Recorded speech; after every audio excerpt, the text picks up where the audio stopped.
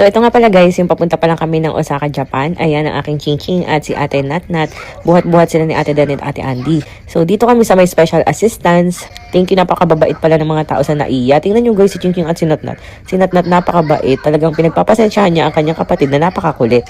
Ayan o, tingnan nyo guys oh. As in pinagpapasensyahan niya, kaya nakakatuwa talaga. Halata mo, iyamot na siya.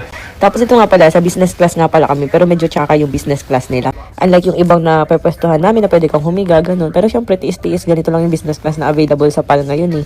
Depende ata sa aeroplano. So ayan, naglalambingan ng mag-ama ko. So ayan, ito nga pala yung time na palanding na kami. Nagkukulitan yung mag-ama ko. Eh, tawanan yung dalawa. O, di ba, kiss daw ni Ate Natnat. Medyo nakakatakot nga pala yung aeroplano namin nito kasi parang umuug-ug talaga siya ng grabe. As in, mapapapray ka na lang talaga. So, ito na yung time na palapag na kami. Di ko nga mabidyohan kasi si Natnat nakaharang.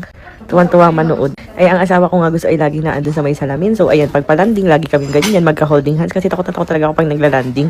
Parang naiiwan yung kaluluwa ko dun up there. Pero ito naman, medyo smooth naman yung paglanding niya. Medyo konti lang yung iwan kaluluwa feels.